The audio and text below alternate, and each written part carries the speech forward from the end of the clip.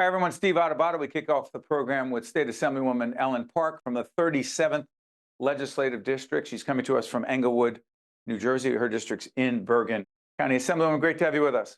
Thank you for having me. There are so many things I want to talk to you about, but I just want to also acknowledge this. You are the first Korean American woman to serve in the state legislature, correct?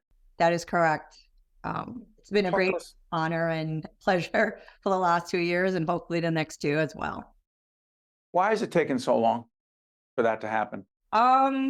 It's really hard to say because, I think there was just a lack of candidates perhaps, and maybe also lack of support, but it's great that this has happened, and I hope that we can have more of us coming forward. So 11% of the population, Asian American population in New Jersey is 11%, but a much smaller percentage of representation in the legislature. Talk to us from your perspective, Assemblywoman, about how you view, and it's not monolithic, but how the Asian American community perceives and engages or does not engage in the political process, please. I think, because still most of us are still, first generation now. I'm what we call 1.5 generation. I came here at a very early age. I wasn't born here.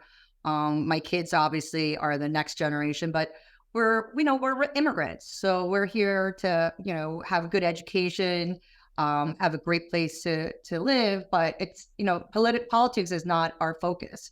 But more and more of us now, we're really pushing what it means to have representation. And so that is definitely one of my goals and missions, to get more of us out to vote. When you were on this, I don't know whether to call it a trade mission. I know that the folks at Choose New Jersey helped to finance this. It was a trip with Governor Murphy and a whole range of other state leaders into East Asia, Japan, South Korea, Taiwan, a 9-day trip back in October. What was and is the significance of that trip, please? It's, we do a lot of trade with those 3 countries in New Jersey. I believe those 3 Asian countries are a top 10 supplier of goods, and they have, a lot of trade between New Jersey and those countries. So we want to keep the relationship. We want to do more. We want to have a bridge between the countries as far as economics, as well as, we had the 9 universities from New Jersey also attend. So for higher education as well, we want to keep that bridge. We want to have that relationship. So it was really important. I want to talk to us about this. I believe that every elected official who's come on, I've asked in one way or another this question as the graphic comes up. 2024 decision, 2024 and 25. There's a governor's race in 25. Democracy in danger. To what degree do you believe, and some folks have written online saying, Steve, stop calling it a democracy, we're a republic. I get it. I understand what the Constitution says. But when I say democracy in danger, people know what that means. To what degree do you believe our representative democracy is in danger as we move into 2024?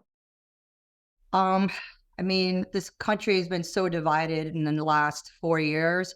So, and with what happened with January 6th, honestly, I'm pretty shocked. I've been in this country now for 45 years, and I try to keep up with what's going on in the world. And it just really, I'm just flabbergasted because, what's happening all across the world as well, in South America, what's happening with Ukraine. I feel that it's going to happen here in the U.S. as well. And it's just really concerning and disturbing, to be honest. So put this in perspective for us. You're in the state legislature, in the assembly, back in the mid-1980s. In baseball, it's called a cup of coffee, which means a very short period of time. I was in the state legislature you may have read the history books. It was 1 term and out quick. But there's a reason I'm asking this question and putting it in context. Put in context for people what it's like to be in a state assembly, a state Senate chamber, United States Congress, House of Representatives chamber, and have people trying to break in to stop the legal constitutional process with violence and target people they don't like. Please. It's, again, the violence, and again, New Jersey has one of the best controls when it comes to gun control. And the fact that our country is the only country in the world that has mass shootings every day almost, and the fact that violence is tolerated in this country is really concerning and disturbing. But as a parent, I'm very concerned for my children every day that they go to school, because you just never know. And we really need to take, better precautions, measures as far as gun control and the state of violence in this country. Are you afraid for yourself? Sometimes. I know we just passed legislation that judges' informations don't float out there, but we definitely need to have the elected officials' information also not floating out there. That's something that we were trying to work on as well. Governor Murphy has called you a rising star in the political scene, and that's nice, and it's nice to have it said about you.